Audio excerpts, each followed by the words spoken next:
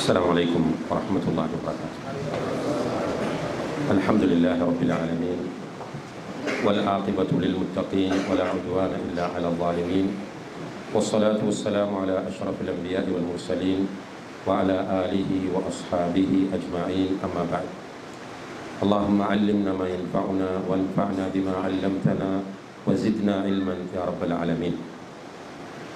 கணியத்துக்குரிய பெரியவர்களே, சகோதரர்களே, அல்லாஹுடைய பேரருளால் இந்த இடத்தில் ஷேக் குறிப்பிட்டது போல ரமலானை வரவேற்கும் முகமாக ஏற்பாடு செய்யப்பட்டிருக்கிற இந்த சிறப்பான தர்பியா நிகழ்ச்சியிலே நாம் எல்லோரும் கலந்திருக்கிறோம். அல்ஹம்துலில்லாஹ்.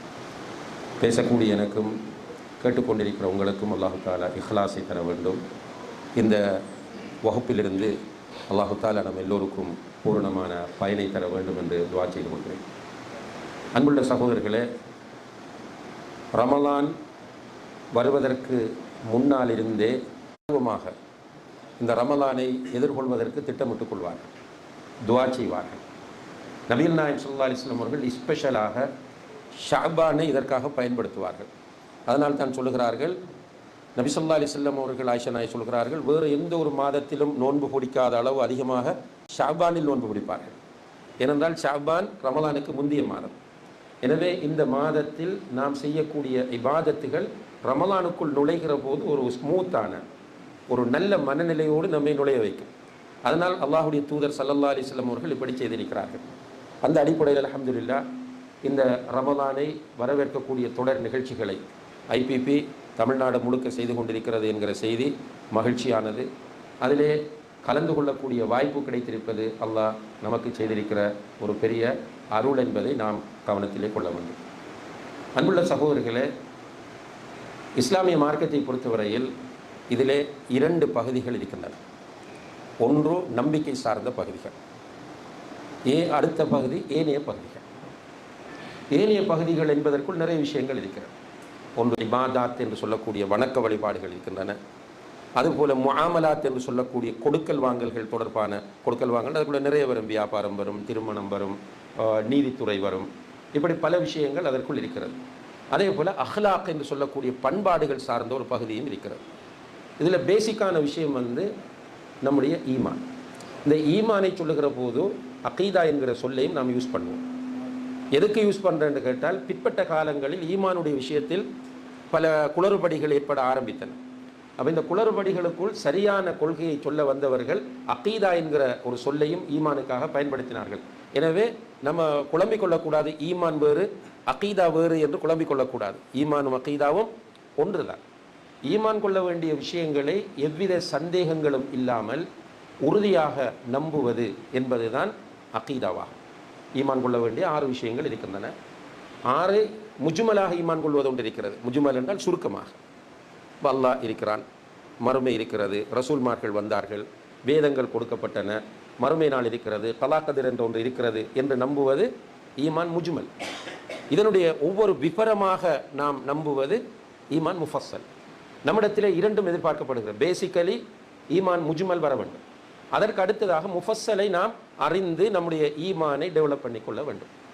இந்த ஈமானிலே மிக பிரதானமாக 3 விஷயங்களை அடிக்கடி நாம் ஞாபகப்படுத்துவது உண்டு. ஒன்று அல்லாஹ், இரண்டாவது தூதுத்துவம், மூன்றாவது மறுமை. அல் ஈமானு பில்லா, அடுத்தது அர் ரிசால அல் மஆத். இந்த 3ம் அடிக்கடி நினைவுபடுத்தப்படும்.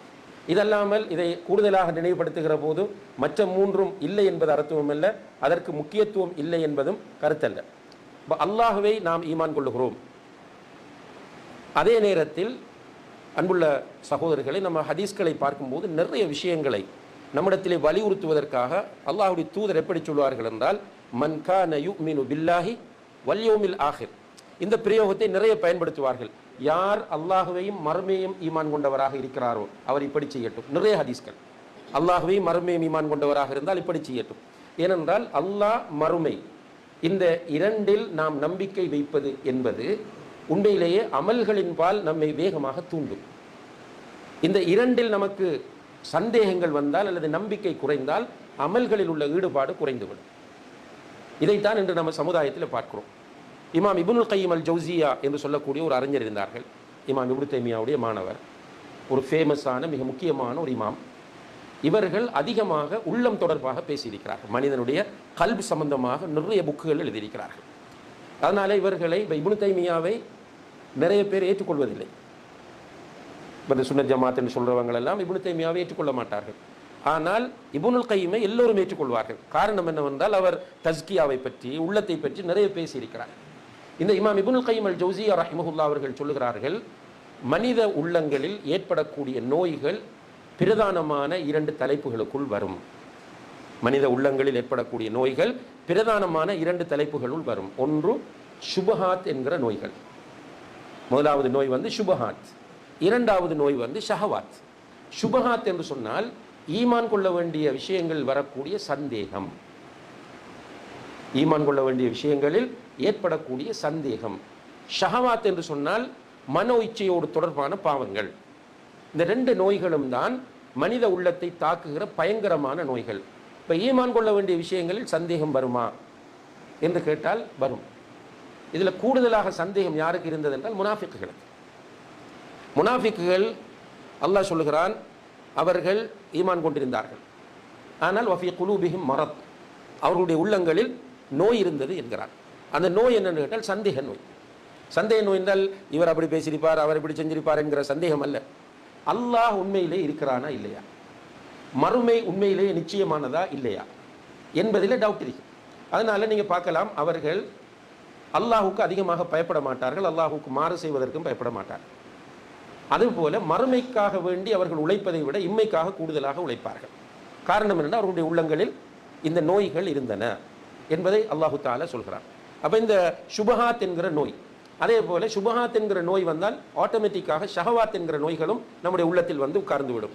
அதுக்கு பிறகு நம்ம இந்த உலகத்தில் உள்ள விஷயங்களில் உலகத்தில் ஆசை கூடுதலாக கொள்வது, பதவி மோகம் பிடித்து அலைவது, பொருளாதாரத்தில் அளவுக்கு அதிகமான ஈடுபாடு காட்டுவது, இந்த உலகத்தை தேடுவதற்காக அல்லாஹுடைய சட்டங்களை ஒதுக்குவது போன்ற விஷயங்கள் வரும். அல்லாஹ் பாதுகாக்க வேண்டும்.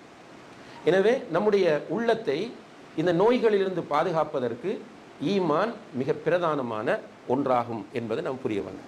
அப்போ ஈமானில் அல்லாஹ் என்ன சொல்கிறான்? 6 விஷயங்கள். அதை எந்த சந்தேகமும் இல்லாமல் ஈமான் கொள்ள வேண்டும். நபிகள் நாயகம் ஸல்லல்லாஹு அலைஹி வஸல்லம் அவர்கள் அந்த 6இல் அமல்களை தூண்டும் போது எதை கூடுதலாக சொல்வார்கள் என்றால் அல்லாஹ்வையும் மறுமையும் சொல்வார்கள். அந்த அடிப்படையில் அன்புள்ள சகோதரர்களே, நாம் எல்லோருமே மௌத்துக்கு பிறகு ஒரு வாழ்வு இருக்கிறது என்பதை நம்பியிருக்கோம். அதில் நமக்கு டவுட்டே இல்லை. இன்ஷா அல்லாஹ் மௌத்தானதுக்கு பிறகு ஒரு வாழ்வு இருக்கிறது. மௌத்தையும் ஈமான் கொண்டிருக்கும். மௌத் என்பது கன்ஃபார்ம். இதுக்கு குர்ஆன் ஹதீஸ் ஆதாரம் தேவையில்லை.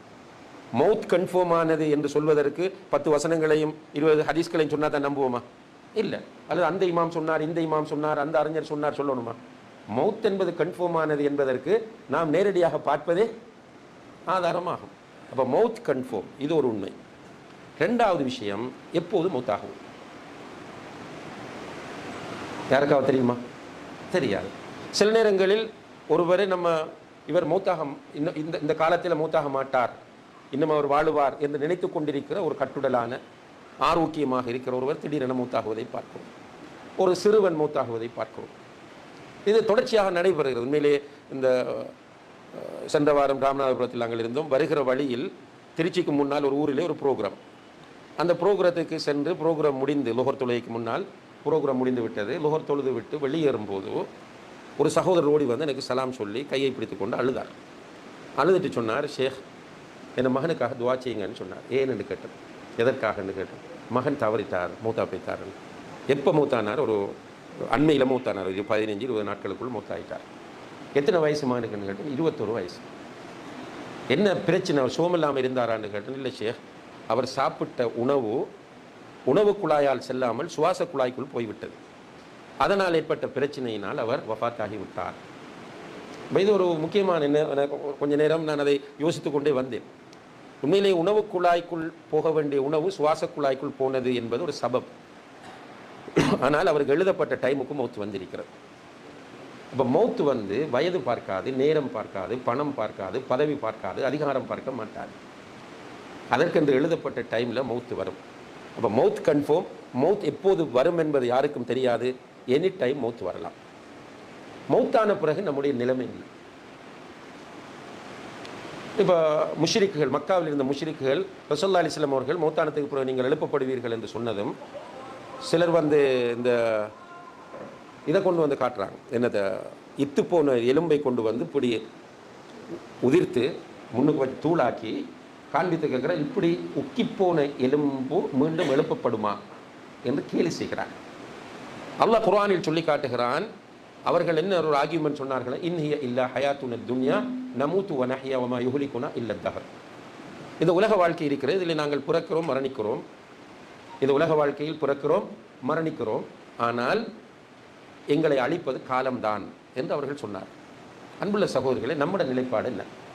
இவர்களைப் போல உக்கி போன எலும்பா போனால் ஹலாஸ் முடிந்து விட்டது என்கிற நம்பிக்கையா, அல்லது காலம்தான் நம்மை அழிக்கிறது என்கிற கொள்கையா என்று கேட்டால் நிச்சயமாக நம்மிடம் அப்படி ஒரு கொள்கை கிடையாது.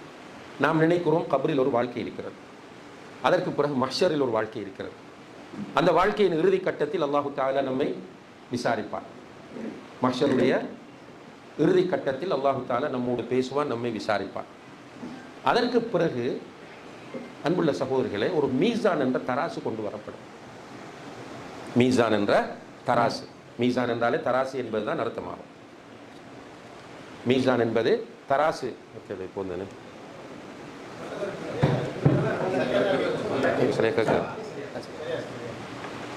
மீசான் என்ற தராசு கொண்டு வரப்படும். அந்த தராசில் இந்த உலகத்தில் இருக்கும்போது நாம் செய்த நன்மைகள் நிறுக்கப்படும். அந்த நன்மைகள் நிறுக்கப்பட்டு தராசு வெயிட்டானதாக மாறினால் நமக்கு வெற்றி, இல்லை என்றால் நாம் தோல்வியடைவோம். இதை குர்ஆனில் பல இடங்களிலே சொல்கிறான். குறிப்பாக நம் எல்லோருக்கும் பரிச்சயமான ஒரு சூரா சூரத்துல் காரிஆ. அல் காரிஆ மல் காரிஆ வமா அதராக மல் காரிஆ யௌம யகூனு الناس كالفراش المبثوث وتكون الجبال كالعهن المنفوش فأما من ثقلت موازينه فهو في عيشة راضية وأما من خفت موازينه فأمه هاوية. அல்லாஹு தஆலா இந்த சூராவில் மறுமை காட்சிகளை தான் சொல்லுகிறார். அதில் சொல்லுகிறான், யாருடைய மீசான் நன்மைகளால் பாரம் கூடியதாக மாறுகிறதோ அவர் அல்லாஹ் பொருந்தி கொண்ட வாழ்க்கையில் இருப்பார். யாருடைய மீசான் நன்மை இல்லாமல் பாரம் குறைந்ததாக மாறுகிறதோ அவர் ஹாவியா என்ற நரகத்திற்கு செல்லுவார். ஹாவியா என்ற நரகத்திற்கு செல்லுவார். இப்போ நம்ம மறுமையை நம்பக்கூடிய நாம் இந்த மீசானையும் ஈமான் கொள்ள வேண்டும். அப்போ இந்த மீசானை கதிக்க செய்யக்கூடியது நம்முடைய அமல்கள் என்பதை குர்ஆன் ஹதீஸ் அடிப்படையில் நம்ம ஏற்றுக்கொள்ள வேண்டும். அப்போ நிறைய அமல்கள் செய்ய வேண்டும். அப்போதுதான் இந்த மீசான் என்கிற தராசு மறுமையிலே வெயிட் கூடியதாக மாறும். நிறைய நன்மைகள் செய்ய வேண்டும் என்பதற்காக ரசூல் ஸல்லல்லாஹு அலைஹி வஸல்லம் அவர்கள் காட்டித்தராத நன்மைகளை செய்ய முடியாது, அது பித்அத்தாக மாறும். இரண்டு நபித்தோழர்கள் நபிகள் நாயகம் ஸல்லல்லாஹு அலைஹி வஸல்லம் அவருடைய வீட்டுக்கு வருகிறார்கள். அப்போ ரசூல் ஸல்லல்லாஹு அலைஹி வஸல்லம் வீட்டில் இல்லை. அப்போ இதுதான் நல்ல சந்தர்ப்பம் என்று அவர்கள் அவருடைய மனைவியிடம் கேட்கிறார்கள், நபி ஸல்லல்லாஹு அலைஹி வஸல்லம் அவருடைய அமல்கள் எப்படி இருக்கும்? இப்போ மனைவி அப்படி சொல்லிட்டு வராங்க, இப்படி இப்படி எல்லாம் செய்வார்கள். சொல்லிட்டு வந்தோடனே இந்த ரெண்டு பேருக்கும் ஒரு பயம் வந்துவிட்டது. முன்பின் பாவங்கள் மன்னிக்கப்பட்டு அல்லாஹுடைய தூதர் இவ்வளவு அமல் செய்கிறார்கள் என்றால் நம்ம எவ்வளவு அமல் செய்ய வேண்டும்? அன்புள்ள சகோதரர்கள், அப்போ இந்த இரண்டு பேரும் என்ன யோசிக்கிறார்கள் என்றால், முன்பின் பாவங்கள் மன்னிக்கப்பட்ட நபி ஸல்லல்லாஹு அலைஹி வஸல்லம் அவர்கள் இவ்வளவு அமல் செய்தால் நாம் எவ்வளவு செய்ய வேண்டும்? நம்ம செய்கிற அமல்கள் போதாது, நம்ம நிறைய அமல் செய்ய வேண்டும் என்று ஆர்வப்பட்டு ஒருவர் சொல்லுகிறார் அந்த இடத்திலே வச்சு, இதுக்கு பிறகு நான் இரவில் தூங்கப் போவதில்லை, இரவெல்லாம் நான் நின்று தொழப்போகிறேன் என்று சொல்கிறார். கியாமுல் லைலில் தஹஜ்ஜத் தொழுகையிலே ஃபுல்லாக ஈடுபடப் போகிறேன். மற்றவர் சொன்னார், நான் பகலெல்லாம் நோன்பிரிக்கப் போகிறேன் என்று சொன்னார். பகலெல்லாம் நோன்பிரிக்க மூன்றாவது மனிதர் சொன்னார், நான் திருமணம் முடிக்காமல் வாழப்போகிறேன், நான் இபாதத்தில் என்னை ஈடுபடுத்துவதற்காக குடும்பம் பிள்ளைகள் என்று தேவையில்லாமல் திருமணம் முடிக்காமல் வாழப்போகிறேன் என்று சொன்னார். சொல்லிட்டு மூன்று பேரும் போய்த்தாங்க. இந்த மூன்று முடிவும் நல்ல முடிவா தப்பான முடிவா? நல்ல முடிவு தானே.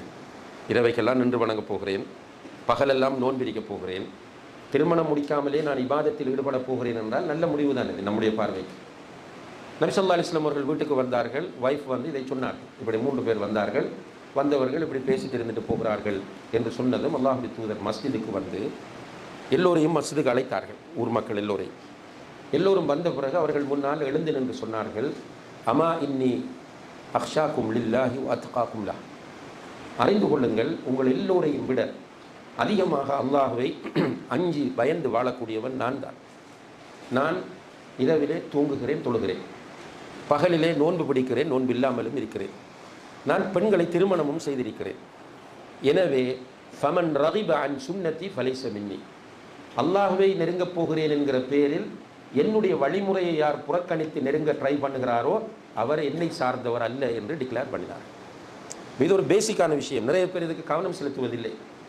அமல் செய்ய வேண்டும், இபாதத் செய்ய வேண்டும் என்பதற்காக வேண்டி அவர் அவருடைய விருப்பத்திற்கு இபாதத் செய்ய விடுகிறார்கள். கேட்ட இபாதத்து தானே, நல்லது தானே என்கிறார்கள். ஆனால் அல்லாஹ்வுடைய தூதர் ஊரை கூட்டுகிற அளவுக்கு ஒரு பிரச்சனையாக இந்த சிந்தனையை பார்த்தார்கள். ஊரை கூப்பிட்டு எச்சரிக்கை செய்தார்கள். இப்போ நான் வணங்குவது போதும், என்னை பார்த்து நீங்கள் வணங்கினால் உங்களுக்கு அது போதும் என்று ரசூலுல்லாஹி அலைஹி வஸல்லம் அவர்கள் அந்த இடத்திலே தெளிவுபடுத்துகிறார்கள். எனவே நம்முடைய மீசானை நாம் வெயிட்டுள்ளதாக மாற்ற வேண்டும் என்பதற்காக மார்க்கத்தில் இல்லாதவற்றை எல்லாம் கொண்டு வந்து செய்யக்கூடாது, முயற்சிக்கக்கூடாது, நியாயப்படுத்தவும் கூடாது. மார்க்கத்தில் உள்ளவைகள் நிறைய இருக்கின்றன. இருப்பதை செய்தாலே அல்ஹம்துலில்லாஹ் போதும். அந்த அடிப்படையில் நமக்கு நன்மைகள் நிறைய அல்லாஹ்வுடைய தூதரினால் காட்டித்தரப்பட்டிருக்கிறது. உதாரணமாக நான் அடிக்கடி எல்லா இடங்களிலும் நினைவுபடுத்துகிற ஒரு விஷயம், ரசூல் ஸல்லல்லாஹு அலைஹி வஸல்லம் அவர்கள் சொன்னார்கள், யார் ஒருவர் ஒவ்வொரு நாளும் காலையில் லா இலாஹ இல்லல்லாஹு வஹ்தஹு லா ஷரீக லஹு லஹுல் முல்கு வ லஹுல் ஹம்து வ ஹுவ அலா குல்லி ஷைஇன் கதீர் என்று காலையில் 10 தடவைகளும் காலையில் 100 தடவைகளும் மாலையில் 100 தடவைகளும் ஓதுகிறாரோ அவருக்கு 4 நன்மைகள் இருக்கின்றன. ஒன்று, 100 அடிமைகளை விடுதலை செய்த நன்மை கிடைக்கும். 10 அடிமைகளை விடுதலை செய்த நன்மை கிடைக்கும். இரண்டாவது, 100 நன்மைகள் எழுதப்படும். மூன்றாவது, 100 பாவங்கள் மன்னிக்கப்படும். நான்காவது, அன்றைய நாளில் ஷைத்தானிடமிருந்து முழு பாதுகாப்பு கிடைக்கும். எவ்வளவு நன்மை என்று பாருங்கள். இந்த நன்மையை அடைவதற்கு எவ்வளவு டைம் தேவை? காலையில் ஃபஜ்ருக்கு பிறகு ஒரு 7 நிமிடங்கள் தாராளமாக போகும். 7 நிமிடங்கள் உட்கார்ந்தோம்னா இந்த 100 தடவை களிமா சொல்லிட்டு போயிடலாம். அசருக்கு பிறகு ஒரு 7 நிமிடங்கள், ரொம்ப ரிலாக்ஸாக பண்ணினா 10 நிமிடங்கள், அதுக்கு மேலே தேவைப்படாது. அப்போ எவ்வளவு ஒவ்வொரு நாளும் 100 நன்மைகள் எழுதப்படுகிற 100 நன்மைகள் எழுதப்படுது என்றால் இதை வைத்து மட்டும் எவ்வளவு நன்மை இருக்கிறது. ஆனால் எத்தனை பேர் ப்ராக்டிஸ் பண்ணுறோம்? இல்லை, டைம் இல்லை நமக்கு. இதை செய்வதற்கு டைம் இல்லை, ஆனால் மற்ற எல்லாத்துக்கும் நமக்கு டைம் இருக்கிறது. சுப்ஹானல்லாஹ். இப்போ இப்படியாக நன்மைகளை செய்வதற்கு நிறைய சான்ஸ் இருக்கிறது. இதிலே அன்புள்ள சகோதரர்களே, இப்போ நம்மை ரமலான் எதிர்நோக்கி கொண்டிருக்கிறது. இன்னும் சில நாட்களில் இன்ஷா அல்லாஹ் ரமலானை நாம் அடைந்து கொள்வோம். இந்த ரமலானை அல்லாஹ் எப்படி ஆக்கியிருக்கிறார் என்றால் நன்மைகளுக்குரிய மாதமாகவே ஆக்கியிருக்கிறார். ரமலான் வந்தால் மகிழ்ச்சியில் அல்லாஹ்வுடைய தூதர் சஹாபாக்களை பார்த்து சொல்லுவார்கள், அத்தாக்கும் ஷஹ்ரு ரமலான் ஷஹ்ரு ஹைரின் வ பரக்கா, உங்களுக்கு ரமலான் வந்திருக்கிறது, அது ஹைரும் பரக்கத்தும் நிறைந்த மாதமாகும் என்று சொல்வார்கள். ஹைருண்டா நன்மை, பரக்கத்துண்டா அபிவிருத்தி, எல்லாமே பரக்கத், எல்லாமே ஹைர். மலக்குகள் சொல்லுவார்கள், யா பாகியல் ஹைரி அக்பில் வயா பாகிய ஷர்ரி அத்பிர், நன்மை செய்ய நாடுகிறவனே முன்னோக்கி வா, இது உனக்குரிய மாதம். பாவங்கள் செய்ய நினைக்கிறவனே பின்னோக்கி போய்விடு, இது உனக்குரிய மாதம் அல்ல.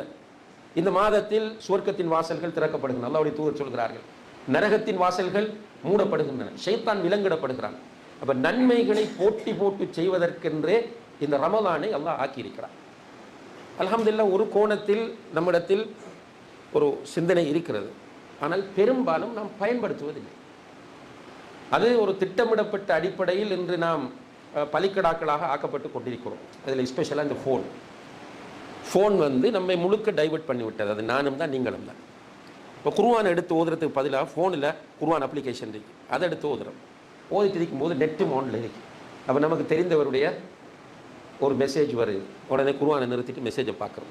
ஹலாஸ், குர்ஆன் ஓதினது முடிஞ்சு. உண்மையில் என்னுடைய அட்வைஸ் என்னென்றால், நோம்பில் குர்ஆன் ஓதுவதாக இருந்தால் இந்த ஃபோனில் ஓதாதீங்க, அது ஒரு ஷைத்தான் தான் ஒரு வகையால். குர்ஆனை எடுங்க, ஃபிசிக்கலாக குர்ஆனை எடுங்கள், குர்ஆனிலிருந்து ஓதுங்க. இப்போ இந்த குர்ஆன் ஒரு எழுத்துக்கு 10 நன்மை, ஒரு எழுத்துக்கு 10 நன்மை. அல்லாஹ்வுடைய தூதர் தெளிவாகவே சொன்னார்கள், அலிஃப் லாம் மீம் 3 எழுத்துக்கள். அலிஃப் லாம் மீம் என்று ஓதினால் உங்களுக்கு 30 நன்மை கிடைக்கும் என்றார். அலிஃப் லாம் மீம் என்று ஓதினால் 30 நன்மை கிடைக்கும். அப்போ இந்த ரமலானை பொறுத்தவரையில் முழுக்க முழுக்க நன்மைகளுக்கென்றே ஆக்கப்பட்ட ஒரு மாதமாகும். இந்த மாதத்தை நன்மையில் கழிப்பதற்கு நாம் நியத்து வைக்க வேண்டும்.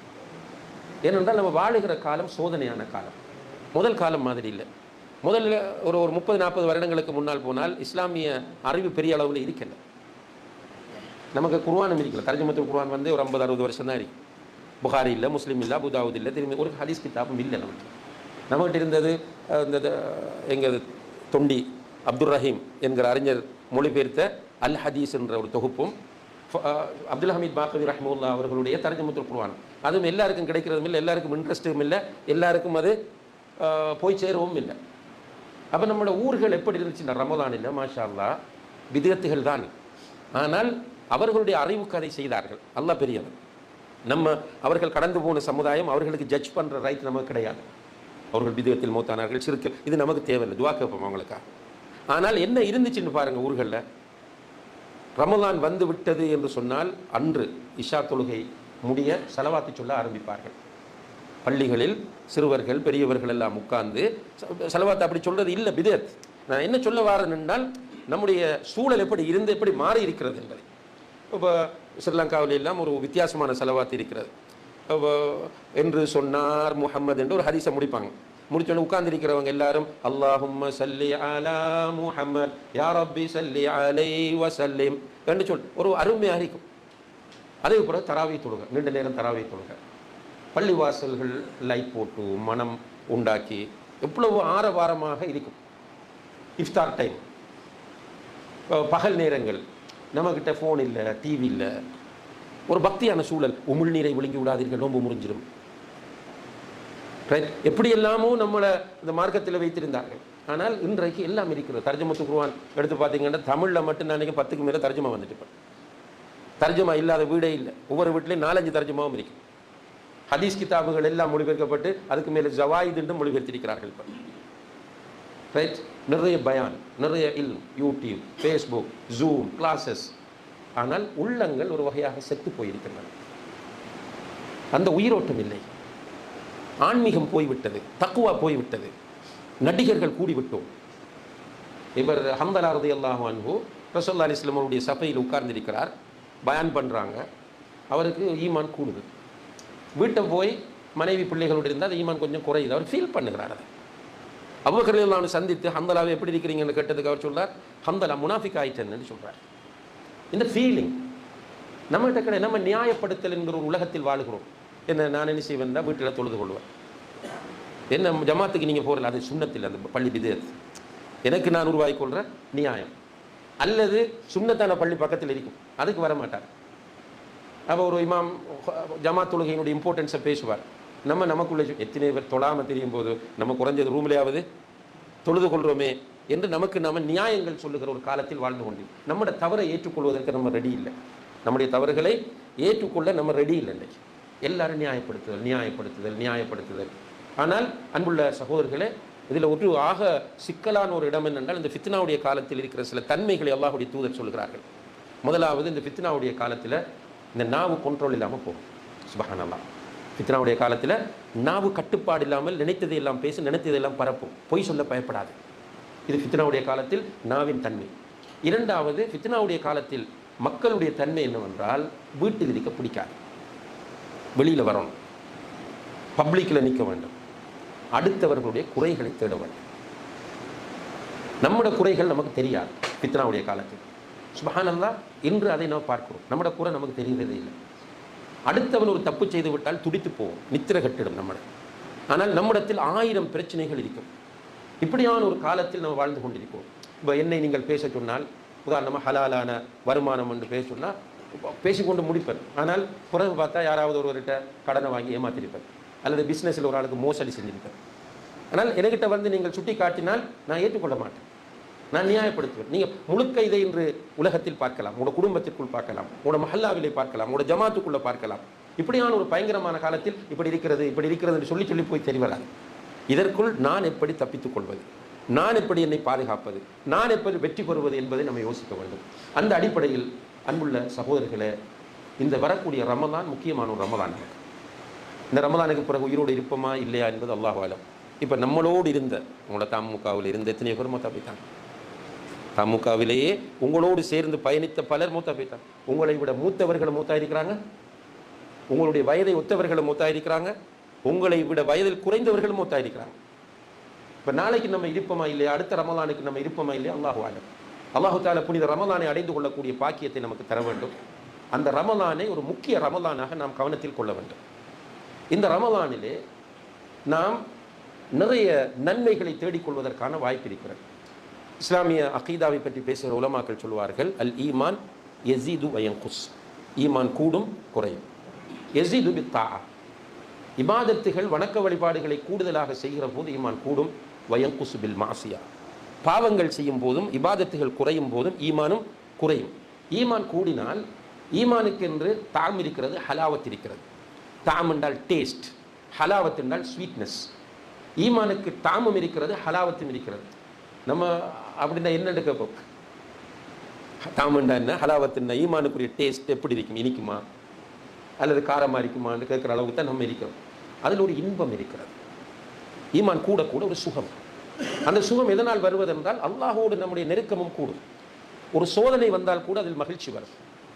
ஒரு சோதனை வந்தால் கூட அதில் ஒரு மகிழ்ச்சி வரும், ஒரு சந்தோஷம் வரும். சோதனை நம்மளை விரக்திக்கு கொண்டு போகாது. சோதனை என்றால் சாதாரணமான சோதனைகள் இல்லை, பெரிய சோதனைகள் வரும். அப்படி பெரிய சோதனைகள் வரும்போது மகிழ்ச்சி அடைவோம். இப்போ நான் இன்னொரு பயான்லையும் சுட்டி காட்டினேன் என்றால், 2 வாரங்களுக்கு முதல் ஷேக் முஜீபும் வந்திருந்தார் கொழும்புக்கு. அப்போ அவரும் நானும் ஒரு பள்ளிக்கு கொத்துபா வச்சுருந்தேன். நான் தான் கொத்துபா முடிய ஒரு சகோதரர் வந்து சலாம் சொன்னார். சலாம் சொல்லிவிட்டு எங்களுடைய வீட்டுக்கு கொஞ்சம் வர முடியுமா ஷேக்ன்னு என்னிடம் கேட்டார். அப்போ நான் ஷேக் முஜீபோடு சேர்ந்து சில ப்ரோக்ராம்ஸ் பண்ணியிருந்தேன். அதோட எனக்கு இஷாக்கு மகரிபு பிறகு அடுத்தோடைய ஸ்பீச்சும் இருந்தது. அப்போ வர கஷ்டம்னு சொன்னேன், முடியும் என்றால் கொஞ்சம் வந்தால் ஹெல்ப்பாக இருக்கும்னு சொன்னார். அப்போ நான் அவர் அப்படி கேட்கும்போது கொஞ்சம் மனம் சொல்லிட்டு போனால் நல்ல மண் இன்ஷா அல்லாஹ் நான் மகரிபு கடையில் டைம் கிடைத்தால் வருவேன் என்று ஜும்மா நேரத்தில் சொல்லிவிட்டு அவருடைய வீட்டுக்கு மேக்ஸிமம் ட்ரை பண்ணி நாங்கள் போகும்போது மகரிபுடைய வக்தாகிவிட்டது. போய் சேர்ந்தோம், காத்து கொண்டு இருந்தால் அல்ஹம்துலில்லாஹ். அல்லாஹ் அவர் வீட்டுக்கு போனோடனே அவர் ஒரு நல்ல வசதி படைத்தவர் என்பது விளங்கியது.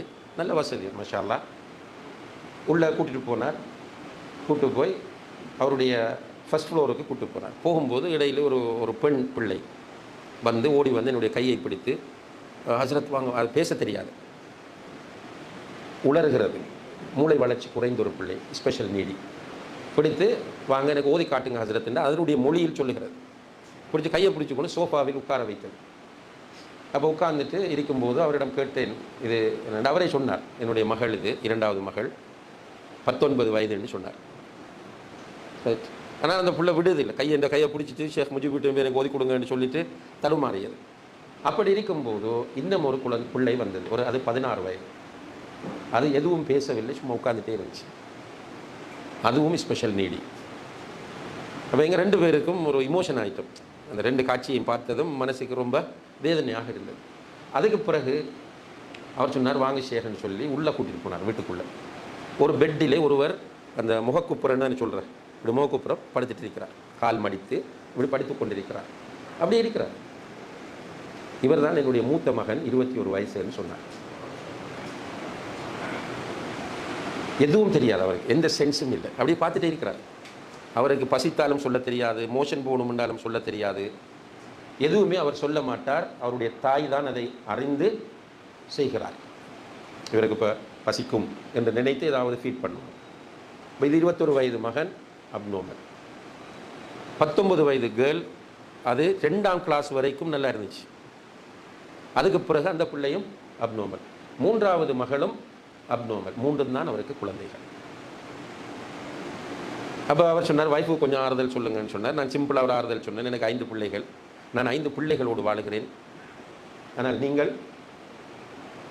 3 சுவர்க்கவாசிகளோடு வாழ்கிறேன். அவர்களுக்கு அது பெரிய ஆறுதலாக இருந்தது. இப்போ வரும்போது நான் சொல்ல வர பாயிண்ட் இதுதான். அவர் காரில் ஏற்றி கொண்டு வரும்போது நான் கேட்டேன், யதார்த்தமாக கேட்டேன், பிரதர், நீங்கள் இந்த 3 பிள்ளைகளும் உங்களுக்கு கிடைத்ததை வைத்து மன அழுத்தத்திற்கு உள்ளாகி இருக்கிறீர்களா என்று கேட்டேன். இல்லை. வல்லாஹி அப்படி இல்லையான்னு கேட்டேன். வல்லாஹி இல்லை, நான் என்ஜாய் பண்ணுகிறேன் என்று சொன்னார். இது ஈமானுடைய டேஸ்ட். நம்முடைய தமுகவின் முக்கிய ஒரு சகோதரர் தான் துபாயில் இருக்கிறார், அதிராம்பட்டினத்தை சேர்ந்த அப்துல் ஹாதி அவர்கள். உங்களுக்கு தெரியும். அவர்களுக்கு ஒரு பையன் பிறந்தார், ஈசா, முகமது ஈசா. அவர் என்னிடம் சொன்னார், அப்துல் ஹாதி, இந்த குழந்தை கிடைத்த போது ஷேக் உங்களுடைய ஒரு பயானை நானும் வைஃபும் 50 தடவைகளுக்கு மேல் கேட்டிருப்போம். சோதனைகள் பற்றி நான் பேசிய பயான். அதற்கு பிறகு நாங்கள் எங்களுடைய மனதை தேற்றி கொண்டு அல்ஹம்துலில்லாஹ் இப்போது அந்த பையன் நல்லா வளர்ந்துட்டார். சென்ற ஒரு 1.5 மாதத்துக்கு முன்னாடி நான் துபாய்க்கு போயிருந்த நேரம் கேட்டேன், எப்படி ஈசாவுடைய கண்டிஷன்ஸ் கொஞ்சம் கஷ்டம் தான், இப்போ வளர வளர பிரச்சனை. ஆனால் ஈசா இல்லாத ஒரு வாழ்க்கையை எங்களால் கற்பனை பண்ண முடியவில்லை. ஈசா எப்படின்னால், ஒரு சூறாவை நீங்கள் கொடுத்து இது இன்றைக்கு நீங்கள் மேடையில் ஓதணும் மகன் என்று சொன்னால் உடனே பாடமாக்கிடுவார். காலையில் அது மூளை வளர்ச்சி இல்லை, போதிய அளவு பேச முடியாது, தூக்கிட்டு தான் தெரிவார் அப்துல் ஹாதி. ஆனால் ஒரு சூறாவை, இந்த சூரத்துர் ரஹ்மான் இன்றைக்கு நீங்கள் ஓத வேண்டும் என்று சொன்னால் அவர் அதை கேட்டு பாடமாக்கி கொள்வார். அல்லாஹ் அக்பர். அவர்களுடைய குடும்பமே, மனைவி, 2 சகோதரிகள் அப்படியோ இன்பமாக அதை அனுபவிக்கிறார்கள். ஏனென்றால் கலா கதிரை பொருந்திக் கொள்வது. அப்போ அந்த ஈமானுக்கு இருக்கிற ஒரு டேஸ்ட் இருக்கிறது. அப்போ அந்த ஈமானுடைய டேஸ்ட்டை நம்ம என்ஜாய் பண்ணல. அதனால தான் இபாதத்தில் நமக்கு பெரிய ஈடுபாடு இல்லை. எனவே எதிர்வரக்கூடிய ரமதான் நம்முடைய இபாதத்துக்களால் அலங்கரிக்கப்படும் போது நம்முடைய ஈமான் உண்மையாக அதிகரிக்கும். இது இந்த பயானுக்கு போகிறது, அப்புறம் கஞ்சி கொடுக்கறது, ஜூஸ் கொடுக்கறது, அதெல்லாம் தப்பு இல்லை. இது நம்மளை பக்குவப்படுத்துமா என்பதைத்தான் நம்ம யோசிக்க வேண்டும். நோன்பு பிடிக்க வேண்டும், குர்ஆன் ஓத வேண்டும், திக்ர் செய்ய வேண்டும், சதகாக்கள் கொடுக்க வேண்டும், தொழுகைகளில் பேணுதல் காட்ட வேண்டும், அதிகமாக பள்ளியிலே உட்கார வேண்டும், இறுதி 10 முடியுமானவரை இஅ்திகாஃப் இருக்க வேண்டும், வசதி உள்ளவர்கள் முடிந்தால் ரமதானில் போய் ஒரு உம்ரா செய்து விட்டு வர வேண்டும். இப்படியாக அல்லாஹ்வோடு உண்மைக்குண்மையாக விசுவாசமாக இருந்து அல்லாஹுவை நெருங்குகிற போது நிச்சயமாக இந்த ரமலான் நம்மிடம் இருக்கிற இந்த வறுமையை, இந்த ஒரு இறுக்கமான நிலையை மாற்றும். நியத்து வைக்க வேண்டும், பிளான் பண்ண வேண்டும். நம்ம புரிய வேண்டும், மௌத்தான எல்லாம் ஹலாஸ் அவர்களே, என்ன கூட வரப்போகுது, நம்ம மௌத்தாகி விட்டால் எது நம்மோடு வரும். நான் அடிக்கடி கேட்கிற ஒரு உதாரணம் உண்டு. நம்முடைய ஏரியாவில் ஒரு பைத்தியகாரன் இருக்கிறான். அவன் தொழில் இல்லை, ஒழுங்காக ட்ரெஸ் பண்ணுவதில்லை, தலை சீவுவதில்லை, அழுக்கு படிந்த கோலத்தோடு இருக்கிறான். அவன் திடீரென மௌத்தாகி விடுகிறான். அவனை நம்ம சும்மா விடுவோமா? குளிப்பாட்டி கஃனிட்டு தொழுகை நடத்தி அடக்குவோமா? குளிப்பாட்டி கஃனிட்டு தொழுகையை நடத்தி அடக்குவோம். நம்ம மௌத்தாயிட்டோம். நம்ம ஒரு கோடீஸ்வரர், நம்மளோட வீடு பெரிய ஹைஃபை வீடு, ஹைஃபை வாகனம், விஐபி, நம்மளும் மௌத்தாயிட்டோம். நம்மளையும் குளிப்பாட்டி கஃனிட்டு தொழுவிப்பார்கள். அவனுக்கு வேறு கஃன் துணியும் நமக்கு வேறு கஃன் துணியுமா? 2 பேருக்கும் ஒரே கஃன் துணி. அவனை கொண்டு போய் எங்கே அடக்குவாங்க? எந்த அந்த மக்பராவில் நம்மளை அடக்க போகிறாங்களோ அதனால இவ்வளவுதான். நம்மளோட கையில் சும்மா ஒரு 2000 ரூபாய் 5000 ரூபாய் பெறுமதியான ஒரு மோதிரம் இருந்தால் கூட கழட்டி எடுத்துடுவாங்க. இந்த உலகத்துக்கு தான் நம்ம எல்லாத்தையும் போட்டு செய்கிறோம். அநியாயம், பாவம், அட்டூழியம், அல்லாஹ்வுடைய சட்டங்களுக்கு மாறு செய்வது ஒன்றுமில்லை. கடைசியில் எங்களுடைய நாட்டிலே ஒரு பள்ளிவாசல் பெரிதாக கட்டப்பட்டது ஊரில். அப்போ கேட்டோம், இது யார் கட்டும்? ஒருவரை சொன்னார், இந்த ஹாஜியார் அவர் சொந்த பணத்தில் கட்டுறாரு. பெரிய பள்ளி, பிரம்மாண்டமான பள்ளி கட்டப்பட்டு கொண்டு இந்த பள்ளி திடீரென நின்று விட்டது. பள்ளி கட்டப்படலை. ஒரு 6-7 மாதமாக பில்டிங் வேலை எதுவுமே இல்லாமல் இருக்கும்போது நம்ம கேட்டோம், என்ன நடந்துச்சு பள்ளி? அது சுப்ஹானல்லாஹ், அதில் கதையை வேறுன்னு சொன்னாங்க. என்ன? ஹாஜியார் மூத்தாயிட்டார். பிள்ளைகள் சொத்துக்காக சண்டை பிடித்து தாயை கூட கைவிட்டு விட்டு போய்விட்டார்கள். நல்லா பாதுகாக்க வேண்டும். அந்த பள்ளியை அங்குள்ள ஒரு எம்பி கட்டுறார். அவர் டோனஸை பிடிச்சி இப்போ ஆரம்பிச்சிருக்கிறார். ஆனால் அவர்களுடைய இருந்த பணத்திற்கு அதை போல் பல பள்ளி கட்டலாம். ஆனால் அவருடைய நீயத்தை கூட செய்ய முடியாத நிலையில் பிள்ளைகள் இருக்கிறார்கள் என்று சொன்னால், இதுதான் அவர பிள்ளைகள நிலைமை, நம்மட பிள்ளைகள நிலைமை. நம்ம பிள்ளைகளை மார்க் அடிப்படையில் சரியாக வளர்த்தோம்னா இன்ஷா அல்லாஹ் சில நேரங்களில் பிள்ளைகள் நமக்காக துவா செய்யலாம், நமக்காக சதக்கா செய்யலாம். எல்லாத்தையும் சதக்கா செய்ய மாட்டாங்க. நம்மளோட பேரில் சதக்கா ஜாரி அவங்க இப்போ பார்க்குறது தானே, செய்ய மாட்டாங்க. அப்போ பிள்ளைகளை நல்லா வளர்க்கணும், பணம் கொடுக்கணும், இதெல்லாம் ஓகே. ஆனால் அதற்காக என்னை இழந்து, என்னை நரகவாசியாக மாற்றி, என்னை அல்லாஹ்வுடைய கோபத்திற்கு உள்ளாக்கி கொண்டு நான் இவ்வளவு தேடுவேனாக இருந்தால் என்னை விட முட்டாள் இந்த உலகத்தில் வேறு யாரும் இருக்க மாட்டார்கள். எனவே அன்புள்ள சகோதரர்களே, அல்லாஹ்வின் நல்லடியார்களே, இந்த ரமலான் என்பது நமக்கு மிக முக்கியமான ஒரு ரமலான். இன்ஷா அல்லாஹ் அந்த ரமலானில் நான் அமல் செய்ய வேண்டும், நிறைய இபாதத்துகள் செய்ய வேண்டும். இந்த ரமலானில் என்னுடைய ஈமான் அதிகரிக்க வேண்டும், ஈமானுடைய சுவை இன்ஷா அல்லாஹ் இந்த ரமலானில் நான் அனுபவிக்க வேண்டும் என்று நாம் நியத்து வைத்து அதற்காக துஆ செய்வோமாக இருந்தால் அல்லாஹ் அந்த பாக்கியத்தை நமக்கு தருவான். எல்லாம் வல்ல அல்லாஹ் ஜல்ல ஷானஹு தஆலா அதற்குரிய வாய்ப்புகளையும் வசதிகளையும் நமக்கு தர வேண்டும். புனிதமிகு ரமலானை அடைந்து கொள்ளக்கூடிய தௌஃபீக்கை அல்லாஹு தஆலா நம் எல்லோருக்கும் செய்ய வேண்டும் என்று பிரார்த்தித்து இந்த அருமையான வாய்ப்புக்காக இதை ஏற்பாடு செய்த சகோதரர்களுக்கு நன்றி கூறி விடைபெறுகிறேன்.